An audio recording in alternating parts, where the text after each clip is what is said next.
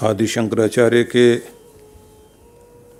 महान संदेशों से हम लोग जुड़ रहे हैं और दक्षिण से लेकर उत्तर भारत तक, पूरब से लेकर पश्चिम तक आदि शंकराचार्य के इन संदेशों से भारत भूमि प्रभावित रही है और सभी महान पुरुष, ज्ञानी, ध्यानी, पंडित, साधु, सन्यासी सभी आचार्य शंकर की इस वाणी का स्तवन करते हैं। अनेक उनके द्वारा दिए गए संदेशों को पाठ करते हैं, क्योंकि साधुओं के लिए तो प्रस्थान त्रयी आवश्यक मानी गई है और आचार्य शंकर के सभी वचन बहुत महत्वपूर्ण तो हैं ही, लेकिन जीवन से जोड़कर अपना कल्याण करने के लिए आवश्यक भी हैं। हमारे जीवन की वास्तविकता को जगाने के लिए उन्होंने संदेश दिए। संदेश ये दिए कि जीवन के अंतिम भाग तक भी व्यक्ति दूसरों के ऊपर अपना प्रभाव जमाने में, झूठी शान में लगा रहता है। जीवन की सच्चाई यही है कि हम बच्चे थे तो खेल में, और जवान हुए तो वासनाओं में, और बूढ़े हुए तो चिंताओं में जीवन का सारा भाग बिता दिया, लेकिन जिसको पाने के लिए आए थे वो जीवन में प्राप्त नहीं हुआ। सीधे ढंग से उन्होंने ये कहा कि जिस आनंद की प्राप्ति के लिए, निर्भयता के लिए, शांति के लिए, परम सुख को पाने के लिए तुम दुनिया में थे, वो तो तुम्हारे जीवन में नहीं आया। तुम्हारे जीवन की संतुष्टि तुम्हें प्राप्त नहीं हुई। व्याकुलता में जीवन चलता रहा, भेड़ चाल में जीवन को जीते रहे। तुमने समझा कि जैसे दुनिया जी रही हम भी जी लेंगे, जैसे दुनिया कर रही है हम भी करेंगे। भेड़ बकरियों की तरह जीवन जीते जीते तुम वहाँ पहुँच गए कि जैसे कोई व्यक्ति बेहोशी में या कोई नींद में जिनको चलने की आदत होती है। ये नींद की यात्रा हमारी जारी है, बेहोशी की यात्रा जारी है। होश में आकर सोचे तो सही कि हम कर क्या रहे हैं, क्यों कर रहे हैं, आए कहाँ से, जाना कहाँ है, जीवन की यात्रा किस तरह से चलती है। और सबसे ज़्यादा उन्होंने जोर इस बात पर दिया कि सम्मोहित हो जाने पर जैसे व्यक्ति जो है सम्मोहन करने वाले व्यक्ति के इशारे पर चलता है। जादू करने वाले लोग जो है दिखाते हैं छोटे से बच्चे को, अपने जादू के द्वारा वहाँ से प्रश्न पूछते हैं, बच्चा उत्तर दे रहा होता है। उसको जैसे वो लेटा देंगे, उठा देंगे, उसे कहेंगे कि तू अब एक पशु बन गया है, फिर वो उसकी आवाज़ निकालने लगता है। वो एक सम्मोहन की दशा होती है। इसी को आम भाषा में लोग कहते हैं किसी ने जादू मंत्र कर दिया। हमारे ऊपर जादू मंत्र करने वाले कोई और नहीं, हमारी सारी चीज़ें, हमारी सब चीज़ों का मोह, और उसी के कारण हम वास्तविकता से परे हो गए।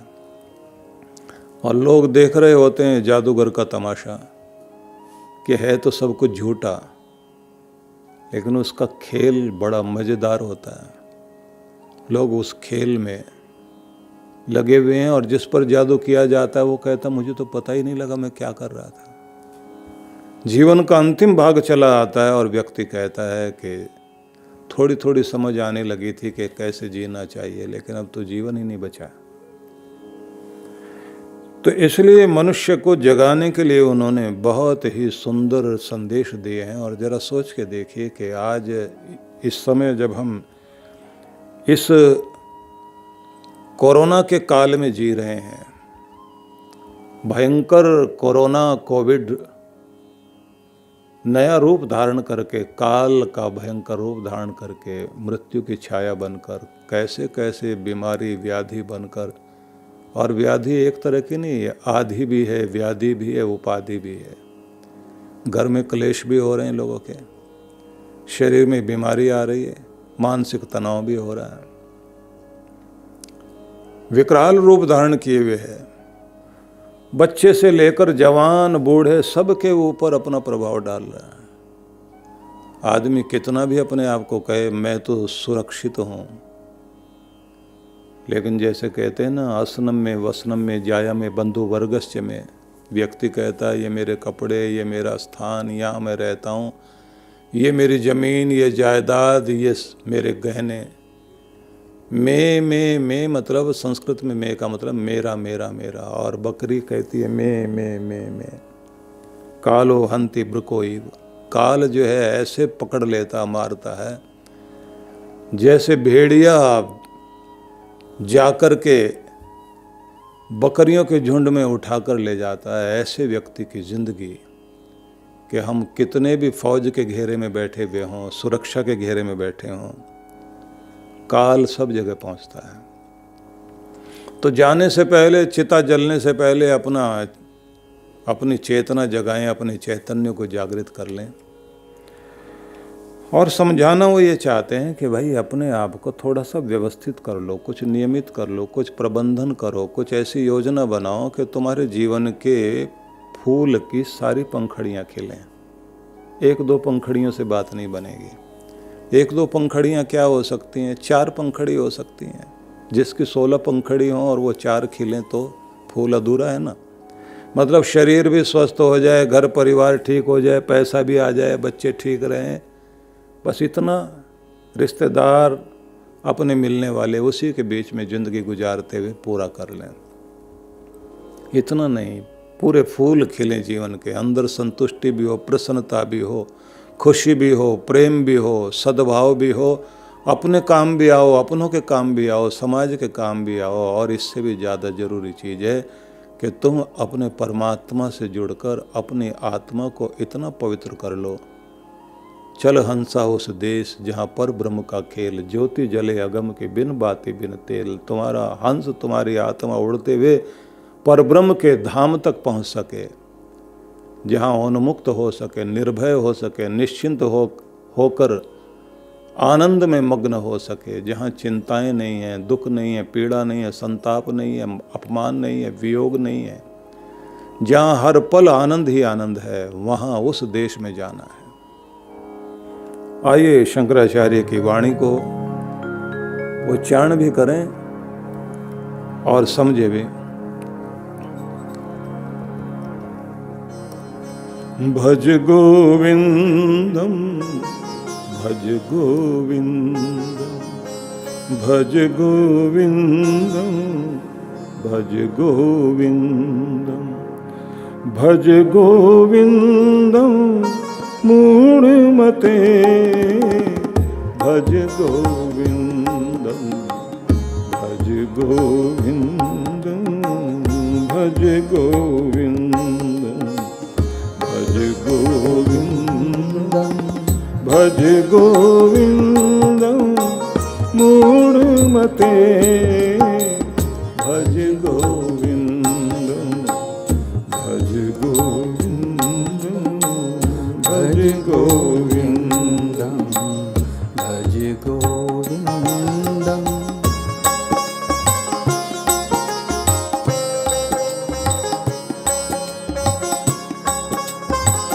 अंगम गलितं पलितं मुंडं दशन विहीनं जातं तुंडं। अंगम गलितं पलितं मुंडं दशन विहीनं जातं तुंडं। वृद्धो याति गृहीत्वा दण्डं तदपि न मुञ्चति आशापिण्डं तदपि न मुञ्चति आशापिण्डं। भज गोविन्दं भज गोविन्दं भज गोविन्दं भज गोविन्दं। और भाव देखिए, कहते हैं कि उम्र का वो पड़ाव, बुढ़ापा आ गया, अंग गलित हो गए जर्जर,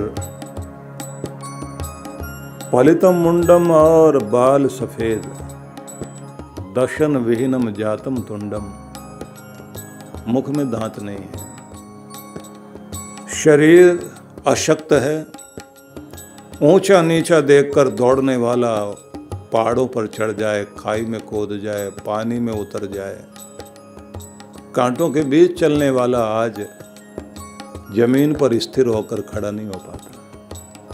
वृद्धो याति गृहीत्वा दंडम, डंडे का सहारा लिया हुआ है।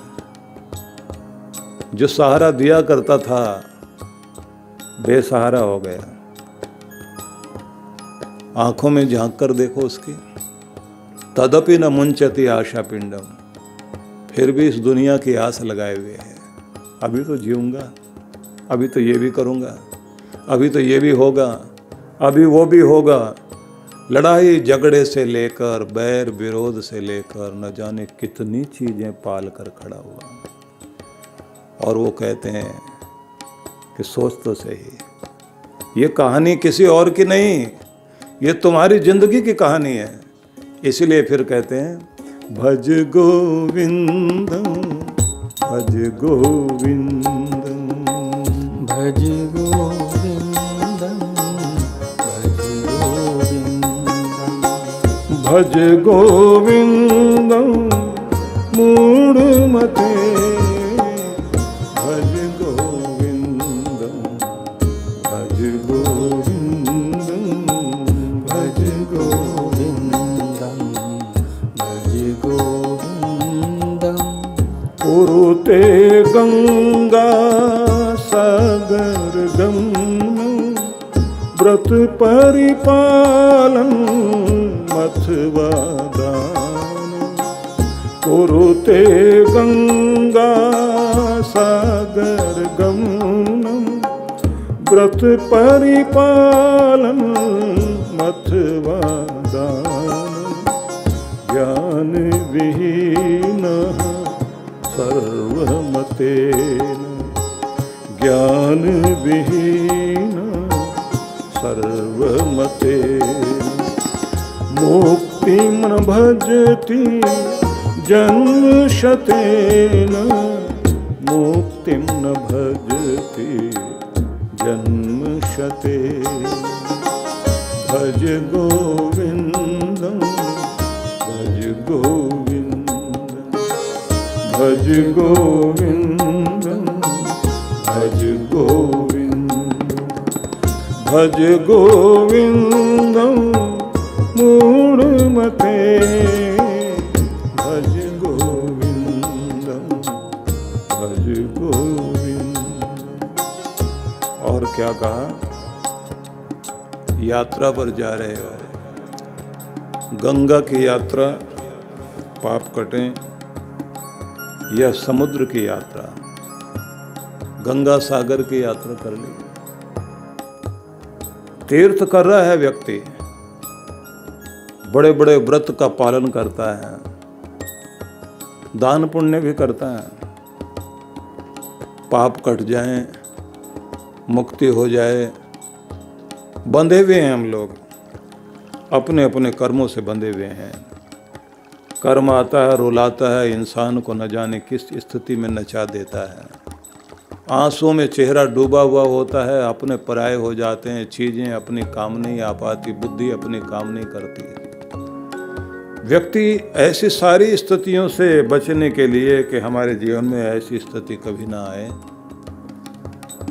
तो लोग यात्रा पर जाते हैं, गंगा यात्रा करेंगे, गंगा का स्नान करने के लिए जाएंगे, गंगा सागर के लिए जाएंगे, बड़े बड़े व्रतों का पालन करेंगे, दान भी करेंगे। लेकिन आचार्य शंकर आगे कहते हैं ज्ञान विहीनः सर्वमतेन, मुक्तिम न भजति जन्म शतेन। अगर तुम्हें होश नहीं आई, ज्ञान नहीं आया, जागे नहीं, आंतरिक रूप से तुम्हारे तत्व ज्ञान नहीं उभरा, तो अंधेरे में जैसे कोई व्यक्ति सारी चीजें करे तो वो निरर्थक हो जाती है। तुम्हारी मुक्ति, दुखों से छुटकारा, मुक्तिम न भजति जन्म शतेन, सैकड़ों जन्मों के बाद भी मुक्ति नहीं होगी, कष्ट की यात्रा जारी रहेगी, दुख से छूट नहीं पाओगे। इसका मतलब दान पुण्य सत्कर्म सब छोड़ देना चाहिए। कबीर ने इसके बारे में कहा ना, गुरु बिन यदि कोई व्यक्ति गुरु के निर्देश के बिना, विधि विधान के बिना, और अगर कोई भी माला भी जपे, दान भी करे, पुण्य भी करे, तो वो पुण्य फलता नहीं, क्योंकि सही समय पर सही ढंग से सही विधि से अगर बीज न बोया जाए तो वो बीज ही नष्ट हो जाता है। इसलिए समझाया गया कि ज्ञान के बिना ऋते ज्ञानन न मुक्ति, बिना ज्ञान के मुक्ति नहीं होती। आगे फिर और जागृति दी उन्होंने, अद्भुत है। भज गोविंदम भज गोविंदम भज गोविंदम भज गोविंदम भज गोविंदम मूढ़मते भज गोविंदम भज गोविंदम भज गोविंदम भज गोविंदम सुर मंदिर तरु मूल निवास शय्या भूतल मजिनम वास। सुर मंदिर तरु मूल निवास शय्या भूतल मजिनम वास। शय्या भूतल मजिनम वास। सर्व परिग्रह भोग त्याग कस्य सुखं न करोति विराग। कस्य सुखं न करोति विराग। भज गोविंदम भज गोविंदम भज गोविंदम भज गोविंदम भज गोविंदम मूढ़मते भज गोविंदम भज गोविंदम भज गोविंदम भज गोविंदम।